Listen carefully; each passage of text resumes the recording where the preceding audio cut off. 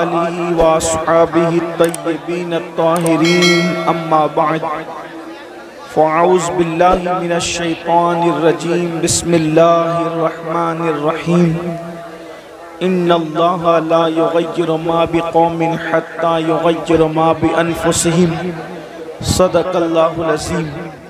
غوث اعظم بمن بے سر و ساما مددے قبلہ دین مددے کعبہ ایمان مددے بگرداب بلا افتاد کشتی مدد کن یا معین الدین چشتی۔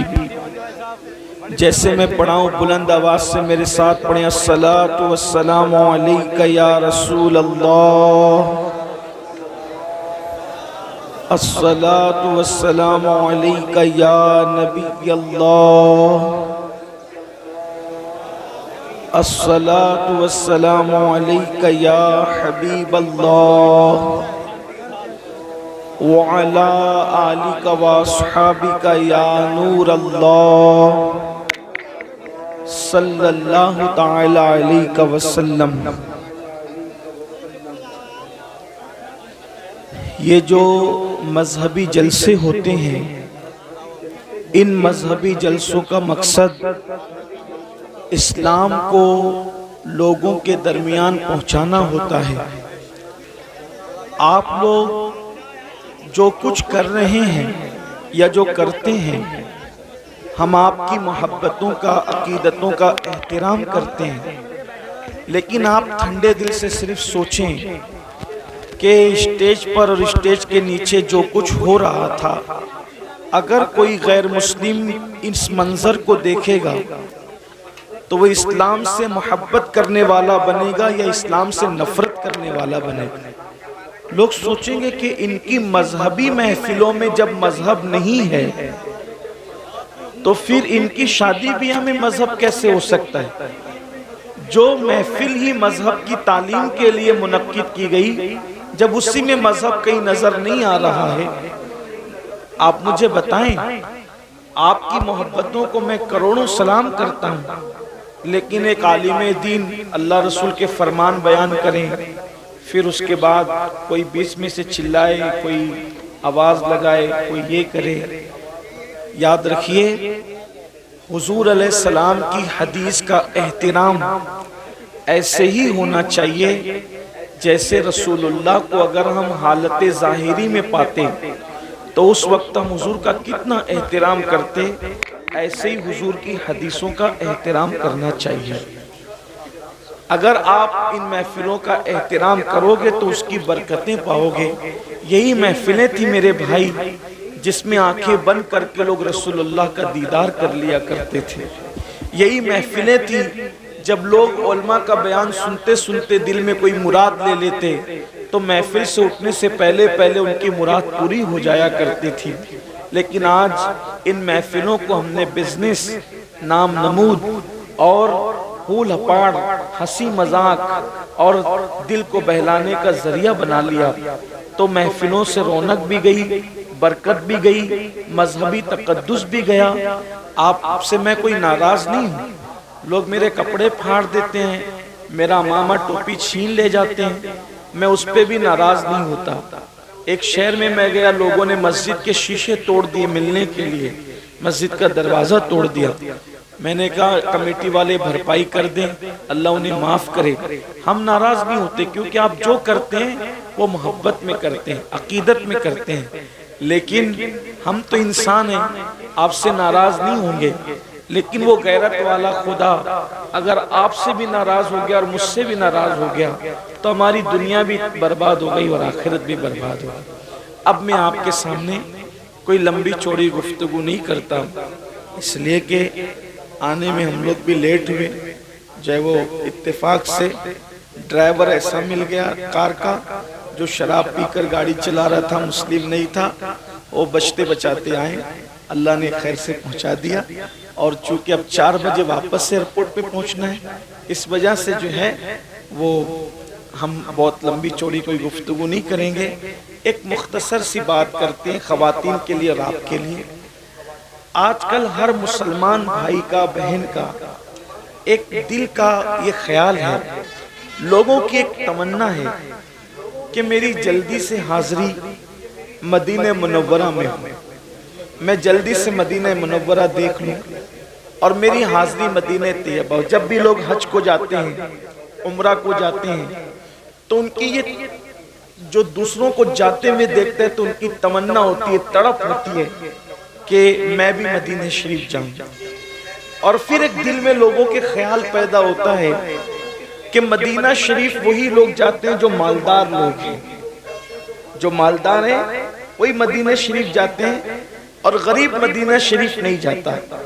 یہ بات آپ اپنے دماغ سے نکال دیں۔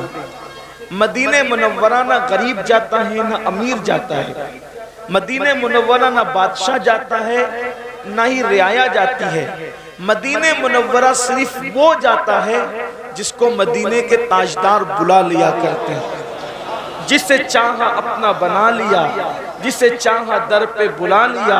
یہ بڑے کرم کے ہیں فیصلے، یہ بڑے نصیب کی بات ہے۔ اگر مدینہ منورہ جانے کا آپ کا پلان ہے تو کثرت کے ساتھ اللہ کے رسول صلی اللہ علیہ وآلہ وسلم پر درود پڑھیے اور اس نیت سے پڑھیے کہ اللہ اس کے رسول راضی ہو جائیں۔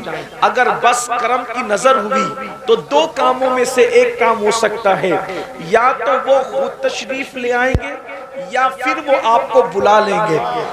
آپ درود پڑھیں کثرت کے ساتھ، لیکن یہ کثرت سے درود بھی پڑھنا ایک اس وقت آپ کو فائدہ پہنچائے گا جب آپ نمازوں کی پابندی کے ساتھ درود شریف پڑھیں گے۔ اگر آپ نماز نہیں پڑھتے اور آپ درود شریف پڑھ رہے ہیں، آپ کو ثواب تو ملے گا لیکن درود کی مکمل برکتیں آپ کو نصیب نہیں ہوگی۔ کسی بھی عمل کی برکت بغیر نماز کے آپ کو مکمل طور پر کبھی نصیب نہیں ہو سکتی۔ اس سلسلے میں ایک بات عرض کرتا ہوں اور بات مکمل کرتا ہوں۔ درود شریف کو عمل ہے کہ اگر مچھلی پڑتی ہے تو اللہ مچھلی پر آگ کو حرام کر دیتا ہے۔ درود شریف کو عمل ہے اگر شہد کی مکھی پڑتی ہے تو اللہ تبارک و تعالی کڑوے کسیلے رسوں کو جو ہے وہ شہد میں تبدیل فرما دیتا ہے۔ درود شریف اگر کوئی مصیبت میں پڑے اللہ اس کی مصیبتوں کو دور کرتا ہے۔ درود شریف اگر کوئی خوشیوں میں پڑے اللہ خوشیوں میں اضافہ فرماتا ہے۔ اس سلسلے میں ہماری کتابوں میں لکھا ہوا ہے کہ ایک عاشق رسول تھا اور بڑا غریب تھا اور اس کا کام تھا سنگ تراشی، یعنی پتھروں کو تراشنا۔ وہ پتھروں کو تراشتا تھا۔ یاد رکھنا ہم حضور سے عشق کی بہت باتیں کرتے ہیں، محبت کی بہت باتیں کرتے ہیں، مجھے سنیوں سے شکایت یہ ہے ہم نے عشق کی باتیں بہت کی لیکن ہم نے رسول اللہ سے ویسا عشق نہیں کیا۔ جیسی ہم نے باتیں کی، جیسے نعرے لگائے، ویسے ہم نے حضور سے عشق نہیں کیا، حضور سے ویسی محبت نہیں کی۔ میرے بھائی جو جس سے عشق کرتا ہے وہ ہر دم اس کا ذکر کرتا ہے، جو جس سے عشق کرتا ہے وہ ہر دم اس کو یاد رکھتا ہے، جو جس سے عشق کرتا ہے وہ اس پر مر مٹنے کا جذبہ رکھتا ہے۔ ارے نادان کبھی پتنگوں سے ہی سیکھ لیا ہوتا۔ ایک پتنگے جب بھی جنگل کے اندر آگ جلتی ہے پتنگے اپنی جان کو نہیں دیکھتے بلکہ وہ آگ پر اپنی جان کو قربان کر کے بتاتے ہیں۔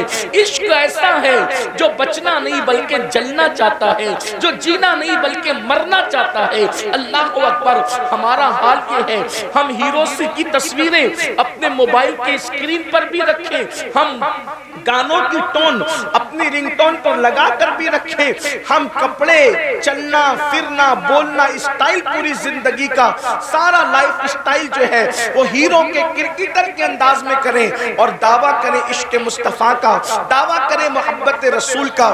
نہیں، یاد رکھنا اگر آپ عاشق بن جائیں گے عاشق تو اللہ اکبر بہت سے ایسے عالم ہوں گے جن کو عشق نصیب نہیں ہے ان سے بھی آپ آگے بڑھ جائیں گے۔ بہت سے ایسے عبادت گزار ہوں گے جن کے پاس عشق نہیں ہے ان سے بھی آپ آگے بڑھ جائیں گے۔ بہت سے ایسے حاجی ہوں گے جن کے پاس عشق نہیں ہے ان سے بھی آپ آگے بڑھ جائیں گے، اس لیے کہ عشق وہاں لے جاتا ہے جہاں فرشتوں کے پر بھی تھکتے نظر آتے ہیں۔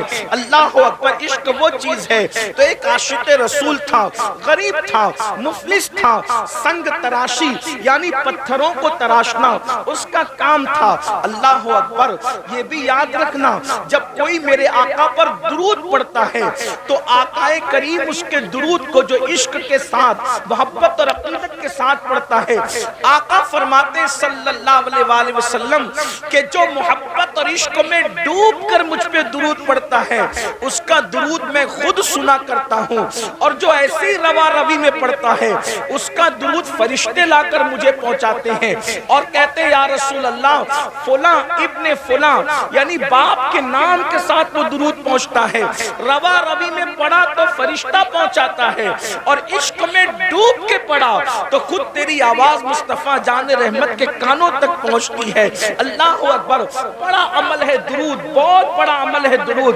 درود کبھی مردود نہیں ہے، اور درود پڑھنے والا بھی کبھی مردود نہیں ہے۔ جو کثرت سے درود پڑھتا ہے مرنے کے بعد اس کا کفن بھی میلا نہیں ہوتا، اس کے جسم کو قبر کی مٹی نہیں کھاتی۔ یہ درود بہت بڑی چیز ہے۔ بچے کو درود کی کثرت کروا دو، خود بھی اٹھتے بیٹھتے چلتے پھرتے وضو بے وضو درود شریف پڑھتے رہو۔ با وضو پڑھو تو مقدر کی معراج ہے، لیکن اگر کبھی وضو سنبھال نہ سکو اور کسی وجہ سے بے وضو پڑھنا چاہے تو بے وضو بھی درود پڑھنے کی اجازت ہے۔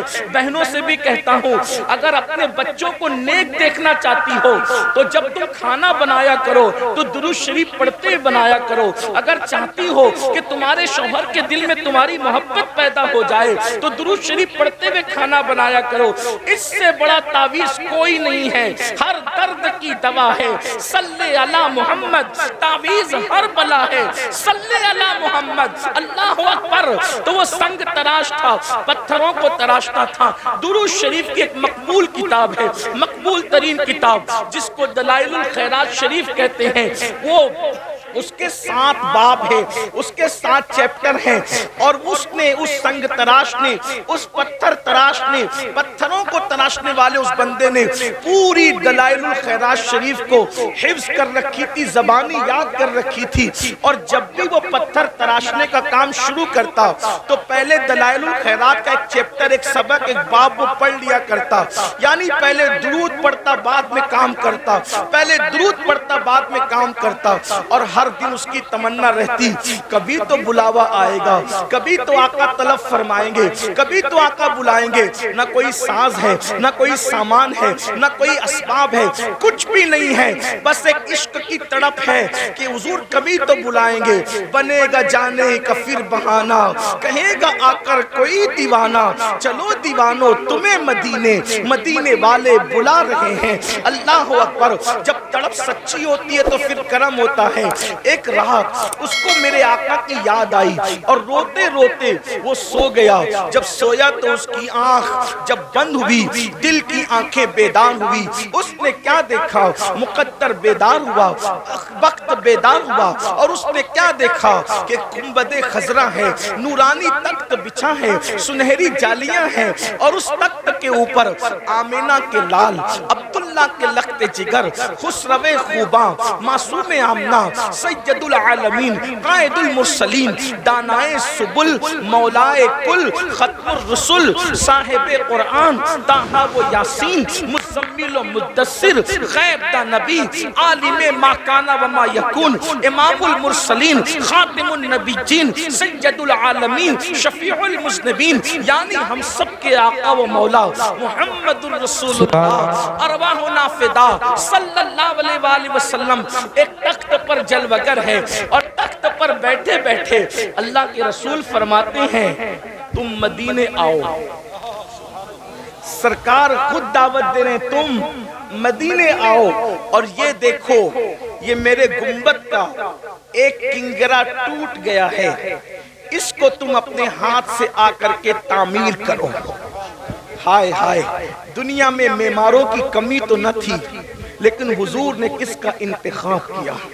جو حضور کا عاشق تھا اس کا انتخاب کیا، اور پھر اس جوان کو سرکار نے فرمایا تمہیں مدینہ منورہ آنا ہے، اور حضور نے کہا کہ یہ کنگرا تعمیر کرنا ہے۔ جیسے ہی اس کی آنکھ کھلی، تو پورا گھر خوشبو سے معطر تھا، پورا گھر خوشبو سے مہک رہا تھا، سبحان اللہ سبحان اور اللہ۔ گڑگڑا رہا تھا، رو رہا تھا۔ حضور نے بلایا ہے، نہ پیسے ہے، نہ مال ہے، نہ ساز ہے، نہ سامان ہے، نہ اسباب ہے، کچھ بھی نہیں۔ آقا نے کہا کہ تمہیں آنا ہے، اور وہ بندہ عاشق سچا ہوتا ہے، یقین اس کا مضبوط ہوتا ہے۔ اس نے کیا کیا؟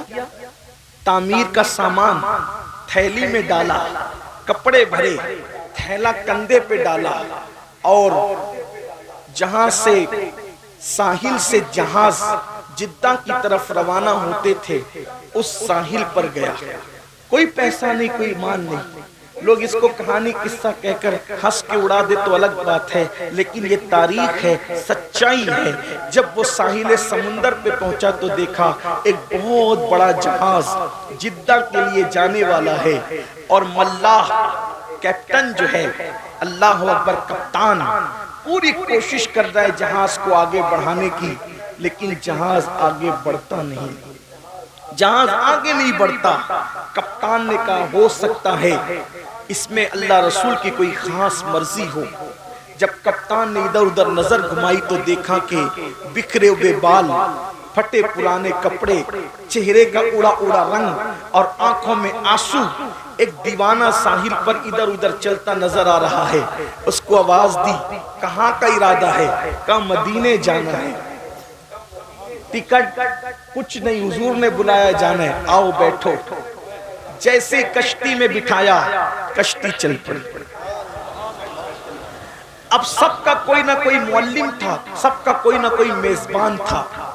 اب یہ بندہ سوچ رہا ہے میں جدہ اتروں گا تو جاؤں گا کہاں، کیونکہ سب کو تو معلم لے جائے گا، کیونکہ سب نے پہلے سے سب سیٹ کر رکھا ہے، منصوبہ بنا رکھا ہے، لیکن میں تو اچانک آیا، مجھے کون لے جائے گا۔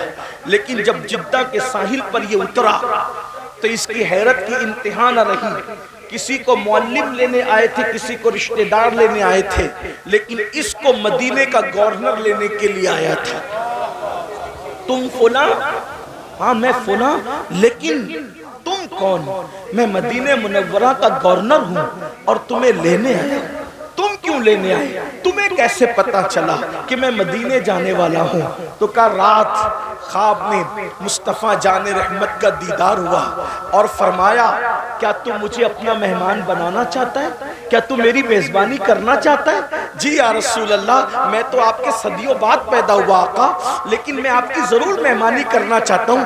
فرمایا ہند سے میرا ایک عاشق آ رہا ہے، اگر تو اس کی خدمت کرے گا تو گویا کہ تو نے میری خدمت کر لی ہے، اس لیے میں تمہیں لینے کے لیے آیا ہوں۔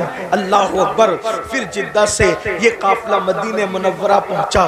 اس عاشق نے کہا، لوگوں نے، کسی نے کہا کھانا کھا لو، کسی نے کہا کپڑے بدل لو، کسی نے کہا یہ کر لو، کسی نے کہا وہ کر لو۔ اس نے کہا میں نے کچھ نہیں کرنا، میں تو جس کام سے آیا ہوں وہی کام کرنا ہے۔ اور عاشق غسل کر کے جب آقا کی جالیوں کے سامنے گیا تو عرض کیا یا رسول اللہ، پہلے تو آپ پر سلام ہو، اور دوسرا یہ سرکار سب آتے ہیں، اہتمام سے آتے ہیں اور پیسے خرچ کر کے آتے ہیں، انتظامات سے آتے ہیں، لیکن یا رسول اللہ میں تو خالص آپ کے بلاوے پر آیا ہوں، اور آنے والا کوئی نہ کوئی مراد لے کر آتا ہے، میری مراد بس اتنی ہے، گر پڑ کے یہاں پہنچا، مر مر کے تمہیں پایا، چھوٹے نہ یا رسول اللہ سنگے درے جانانا۔ آقا جب بلایا ہے اب کبھی واپس مت بھیجنا، بس اتنا منہ ہی منہ میں کہا۔ ان کا در تو وہ در ہے کہ میرے کریم سے گر قطرہ کسی نے مانگا، دریا بہا دیے ہیں، در بے بہا دیے ہیں، کون دیتا ہے؟ دینے کو منہ چاہیے، دینے والا ہے سچا ہمارا نبی۔ قربان میں ان کی بخشش کے مقصد بھی زباں پر آیا نہیں، قربان میں ان کی بخشش کے مقصد بھی زباں پر آیا نہیں، بن مانگے دیا اور اتنا دیا، دامن دامن میں ہمارے سمایا نہیں۔ اللہ اکبر، میرے آقا سے انہوں نے عرض کی آقا بلایا ہے لیکن اب یہاں سے واپس مت بھیجنا، یہی رہنے کے لیے آیا ہوں۔ اور پھر گورنر مدینہ سے کہا کنگرہ تعمیر کرنے کے لیے بلایا ہے، میں اب اوپر جا سکتا ہوں؟ اور کمر میں رسی باندھی گئی، وہ اوپر چڑھ کر کے گئے، کنگرہ تعمیر کیا۔ تعمیر کرنے کے بعد لوگ باتیں کر رہے تھے، اس عاشق کو حضور نے بلایا ہے، جب یہ نیچے آئے گا ہم اپنے گھر لے جائیں گے، دعائیں کروائیں گے، یہ کریں گے، وہ کریں گے، وہ کریں گے۔ لیکن وہ کنگرہ تعمیر کر کے گنبد سے چمٹ گیا اور زار زار رونے لگا، اور تھوڑی دیر میں اس کی گردن ڈھلک گئی۔ لوگوں نے کہا نیچے آؤ بھائی، کام ہو گیا، نیچے آؤ، نیچے آؤ، ہو گیا کام، نیچے آؤ۔ لیکن وہ سنتا کس کی؟ مدینے کے گورنر نے جب اوپر کسی کو چڑھایا بلا کر کے لاؤ تو کیا دیکھا کہ گنبد خضرا پر وہ اپنی جان کو قربان کر چکا تھا۔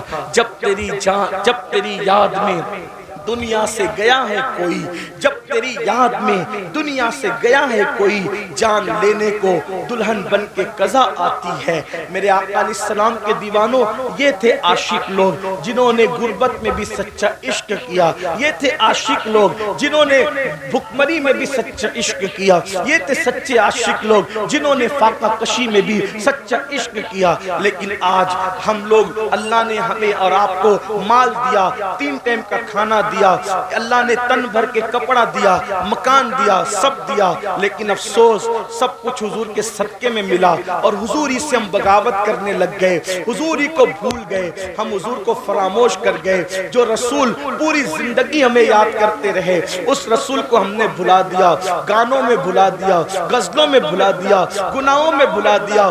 آج اگر کوئی مسلمان جوان زنا کے اڈے پر ہے تو وہ کسی کو کا دل دکھائے نہ دکھائے، وہ اپنے نبی کا دل دکھا رہا ہے۔ اگر آج مسلمان شراب پی رہا ہے، وہ کسی کو تکلیف پہنچائے نہ پہنچائے، وہ رسول اللہ کے دل پہ نشتر لگا رہا ہے۔ اگر کوئی مسلمان داڑھی منڈا کر گٹر میں پھینکوا رہا ہے تو وہ کسی کا دل دکھائے نہ دکھائے، وہ اپنے نبی کا دل دکھا رہا ہے۔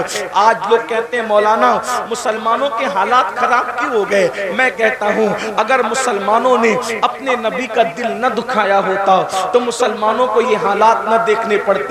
اور آج بھی میں اپنے جوانوں سے کہتا ہوں مسلمانوں، آج بھی اپنے نبی سے معافی مانگ لو، اپنے اللہ کی بارگاہ میں توبہ کر لو اور اتنا عہد کر لو کہ میں کبھی اپنے نبی کا دل نہیں دکھاؤں گا۔ یاد رکھنا یہ گناہوں سے رسول اللہ کا دل دکھتا ہے۔ سیدنا فاروق اعظم کہتے ہیں، لوگ کہتے ہیں چھوٹا گناہ، چھوٹا گناہ، چھوٹا گناہ۔ فاروق اعظم کہتے ہیں مجھے تو اتنا سمجھتا ہے کہ گناہ کوئی بھی کرو اس سے رسول اللہ کے دل کو تکلیف پہنچتی ہے۔ اے میری قوم کے جوانوں، اگر تم جوا کھیلتے ہو، اگر تم شراب پیتے ہو، اگر تم ماں باپ کو تکلیف پہنچاتے ہو، اگر تم معاذ اللہ کسی عورت پر بری نظر ڈالتے ہو، اگر تم سود کا دھندا کرتے ہو، اگر معاذ اللہ تم کسی سے فون پر گندی بات کرتے ہو، تم کسی کے ساتھ گندی چیٹنگ کرتے ہو، فیس بک پر بیٹھ کر کے تم کوئی گندگی کرتے ہو، یاد رکھنا آپ کے ابا کو پتا ہو یا نہ ہو، آپ کی امی کو پتا ہو یا نہ ہو، آپ کی بیوی کو پتا ہو یا نہ ہو، آپ کے بھائی بہن کو پتا ہو یا نہ ہو، لیکن آپ کے نبی کو اس کا پتا ہوتا ہے، کیونکہ ہم کسی مردہ نبی کا کلمہ نہیں پڑھتے، ہمارا نبی زندہ ہے۔ ارے نبی اگر سلیمان ہو تو وہ چونٹی کی آواز کو 3 میل کے فاصلے سے سن سکتے ہیں۔ جب سلیمان کا سننا اتنا ہے تو جانے سلیمان کا سننے کا عالم کیا ہوگا۔ اس لیے حضور سن بھی رہے ہیں، حضور دیکھ بھی رہے ہیں۔ میرے عزیز، جب نبی ہمارا درود سن سکتے ہیں تو کیا نبی ہمارے گناہوں کو نہیں دیکھ سکتے؟ پھر حضور کا تکلیف نہیں پہنچتی؟ اور قبر میں ایک عام مسلمان کو بھی تکلیف پہنچانا اتنا بڑا گناہ ہے کہ جو کسی مسلمان کی قبر کے قریب سے چپل بجاتے ہوئے گزر جائے تو اس سے مردے کو تکلیف پہنچتی ہے اور اس کے لیے عذاب اور وعید ہے۔ تو جو اپنے گناہوں سے رسول اللہ کو، جو اللہ کی مخلوق میں سب سے بہتر ہو، اگر ان کو تکلیف پہنچائے تو یہ امت عزت کیسے پائے گی، یہ امت وقار کیسے پائے گی، یہ امت شان و شوکت کیسے پائے گی؟ میرے عزیز، آج آپ کہتے ہو نا کہ لوگ ہمیں کاٹ رہے ہیں، ایک ہی بات کہتا ہوں، ایک بات توجہ کرنا، بات مکمل کرتا ہوں۔ ایک بات، لوگ ہمیں کاٹ رہے ہیں، ہم کٹ رہے ہیں، ٹھیک؟ کیوں کٹ رہے؟ آسان زبان میں آپ کو بتاتا ہوں. اللہ کے رسول نے احد کے میدان میں چند صحابہ کو کہا تم اس پہاڑ پہ کھڑے رہنا جب تک میں نہ کہوں تم نیچے مت آنا. توجہ کرنا، جو سمجھدار جوان ہے ان کی میں توجہ چاہتا ہوں. جو دھینگا مستی کرنے ہیں میں تو ان سے کوئی بات ہی نہیں کر رہا ہوں، لیکن جو واقعی سن کر کچھ سیکھنے اور عمل کرنے آئے ہیں ان کی خاص توجہ. میں کہتا ہوں تقریریں 2 گھنٹے کی 3 گھنٹے کی ہو اپنا معاملہ، لیکن اگر ایک بھی بات آپ کے دماغ میں اتر گئی تو وہ 3 4 5 گھنٹے کی تقریر سے بہتر ایک ہی بات ہے. ہمیں لوگ کاٹتے کیوں ہیں؟ ہم کیوں کٹ رہے؟ پوری دنیا میں کیوں کٹ رہے ہم؟ اللہ کے رسول نے اپنے صحابہ سے کہا، چند صحابہ سے، یہ جبل روما ہے، اس پر کھڑے ہو جاؤ، جب تک میں نہ کہوں تم اترنا نہیں. اگر تم دیکھو کہ ہم گاجر مولی کی طرح کٹ رہے تو بھی مت اترنا، اور اگر تم دیکھو کہ ہم مال غنیمت اکٹھا کر رہے تو بھی مت اترنا. ٹھیک، احد کی جنگ شروع ہوئی. تھوڑی دیر میں مسلمانوں نے کافروں کے ایسے چھکے چھڑائے کہ وہ سر پہ پیر رکھ کے سرپٹ بھاگے، اپنی عورتوں کو، اپنا مال، اپنے اونٹنی، اپنی سواری سب چھوڑ کے بھاگے. اب توجہ کرنا، جب وہ سب چھوڑ کر کے بھاگے تو جن کو رسول اللہ نے پہاڑ پہ کھڑا کیا تھا ان میں ہو گیا اختلاف. کچھ نے کہا کہ نیچے اترو، جنگ ختم ہو گئی. کچھ نے کہا اللہ کے رسول نے جب منع کیا کہ جب تک میں نہ کہوں نیچے مت اترنا، تو انہوں نے کیا کہا؟ حضور نے یہ میں نہ کہوں کی بات جب تک جنگ جاری ہے تب تک کے لیے کہا تھا. جنگ ختم ہو گئی، اب اوپر رکنے کا مطلب کیا؟ وہ دوسرے گروپ نے کہا، کیا کہا کہ بھئی جنگ جاری اور جنگ ختم سے ہم کو کوئی مطلب نہیں. جب ہمارے نبی نے کہہ دیا کہ جب تک میں نہ کہوں نیچے مت آنا تو ہم نہیں جائیں گے. انہوں نے کہا یہ حکم صرف جنگ تک تھا، جنگ ختم ہو چکی ہے. یعنی وہ گناہ بھی نہیں ہے، وہ خطا بھی نہیں ہے ان کی، مگر ان کو حضور کا قول سمجھنے میں کچھ مغالطہ ہوا، اتنا ہی کہہ سکتے ہیں. نہ وہ گناہ ہے نہ خطا ہے. اور پھر ان کی بڑی تعداد نیچے آ گئی جن کو رسول اللہ نے کہا تھا پہاڑ سے مت اترنا، مگر ان کی بڑی تعداد نیچے آ گئی. اور ایک چھوٹی سی تعداد انہوں نے کہا جب تک حضور نہیں کہیں گے ہم یہی رہیں گے. کیا ہوا؟ جو بھاگ رہے تھے سرپٹ، سروں پہ پیر رکھ کر کے، وہ بیویاں چھوڑ کے، اونٹنیاں چھوڑ کے، گھوڑے چھوڑ کے جو بھاگ رہے تھے، انہوں نے جب وہ پہاڑ خالی دیکھا پلٹ کے حملہ کیا.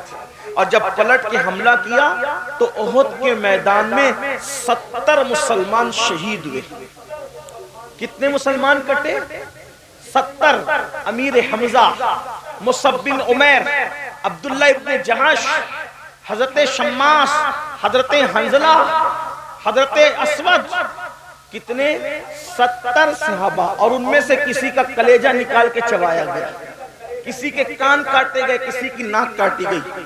آپ مجھے بتائیں اگر 15-20 صحابہ صرف رسول اللہ کے فرمان کو سمجھنے میں مغالطہ ہو جائے، بہت احتیاط سے بات کر رہا ہوں میرے مسلک کی رعایت کرتے ہوئے، کیونکہ میرا پورا مسلک مسلک ادب ہے اور میرے نبی کے ہر صحابی کا احترام ہم پہ فرض ہے. اس لیے توجہ کرنا، 15-20 اصحاب رسول فرمان رسالت کے سمجھنے میں اگر کچھ ذہن میں عجیب سا معاملہ ہو جائے اور حضور نے کہا مت اترنا اور وہ اتر جائیں تو کتنے لوگ کٹتے ہیں؟ کتنے لوگوں کا خون بہتا ہے؟ کتنی فیملیاں اجڑتی ہے؟ کتنے گھروں کے بچے یتیم ہوتے ہیں؟ 70. اگر ایک فرمان پر 15-20 لوگ عمل نہ کرے تو 70 گردنیں کٹتی ہیں. اور جہاں پر پوری امت نافرمان ہو جائے، پوری امت، اور وہاں تو فرمان کو سمجھنے میں مغالطہ ہو رہا تھا، نافرمانی نہیں تھی، خطا نہیں تھی، حضور کے ساتھ جفا نہیں تھی. یہاں تو رسول اللہ نے جن باتوں کو کھول کھول کر کے بیان کیا کہ یہ مت کرنا، یہ مت کرنا، یہ مت کرنا، کروڑوں لوگ وہی سب کچھ کر رہے ہیں. تو کیا کٹو گے نہیں؟ مرو گے نہیں؟ اس امت پر کبھی بھی زوال نہ آتا اگر یہ امت رسول اللہ کے ساتھ وفا کرتی۔ ہم نے جرائم کیے، بتاؤ کس مسلمان کو پتہ نہیں زنا کرنا حرام ہے؟ اتنے بھولے ہو گئے مسلمان؟ کس مسلمان کو پتہ نہیں کیا گناہ ہے کیا نیکی ہے؟ سب کو پتہ ہے، آسان زبان میں گناہ بچے کو بھی پتہ ہے کہ گناہ ہے، اسی لیے لوگ گناہوں کو چھپ کے کرتے ہیں اور نیکیوں کو علل اعلان کرتے ہیں۔ یہ چھپ کے کرنا ہی بتا رہا ہے کہ تمہیں پتہ ہے کہ یہ گناہ ہے۔ سب کو پتہ ہے، بچے کو پتہ ہے کہ گناہ کیا ہے اور نیکی کیا ہے۔ اب بتاؤ، اب بھی مسلمان نہ جاگیں گے؟ لوگ رونا رو رہے ہیں، ایسا کرو ایسا کرو۔ میں کہتا ہوں جو کر رہے ہو تم اپنی مرضی سے کرو۔ فقیر کا کہنا تو اتنا ہے، حضور کو راضی کر لو، حضور کا جو دل دکھایا ان سے معافی مانگ لو، اور یہ یقین دلاؤ اپنے نبی کو کہ یا رسول اللہ اب میرا کوئی قدم ایسا نہیں اٹھے گا کہ جس سے آپ ناراض ہو جائیں۔ اگر آپ نے ایسا کر لیا، دنیا کا کچھ بھی ہو انشاءاللہ آپ کو تکلیف نہیں ہوگی۔ لاک ڈاؤن لگے گا، اللہ تعالیٰ آپ کی روزی آپ کے گھر تک پہنچائے گا۔ وبائیں آئے گی، آپ کی آنکھ میں کبھی آنسو نہیں ہوگا۔ کیوں؟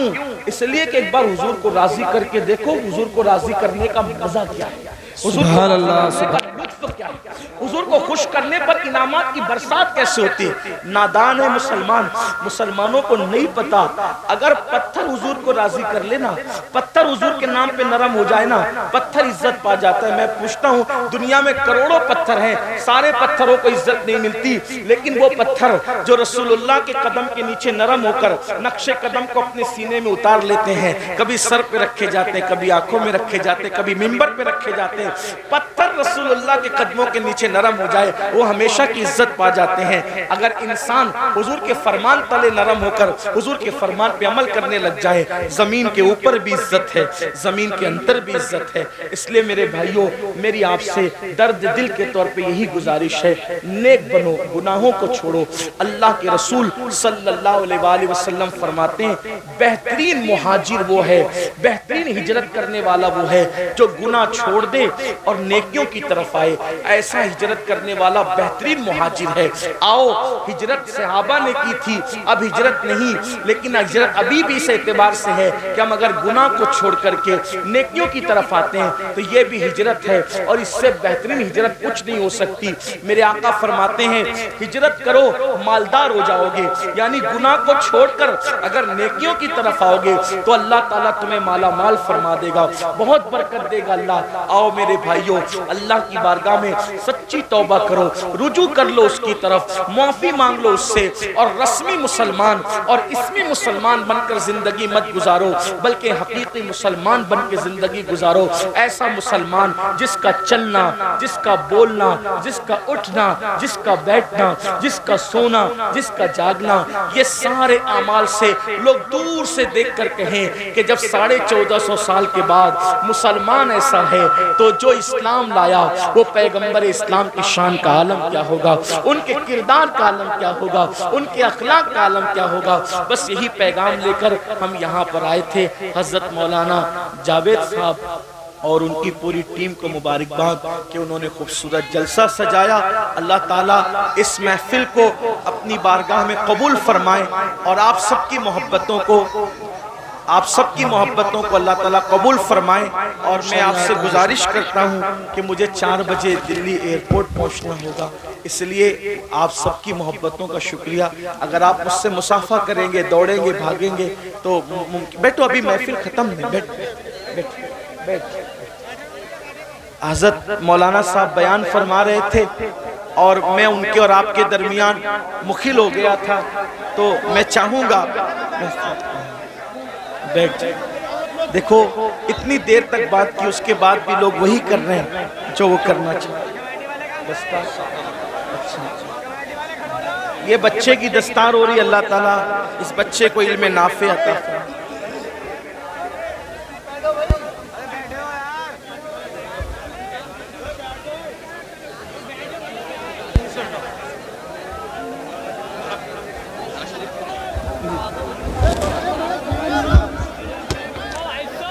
ایک بار درود شریف پڑھ لیجئے آپ، اللہم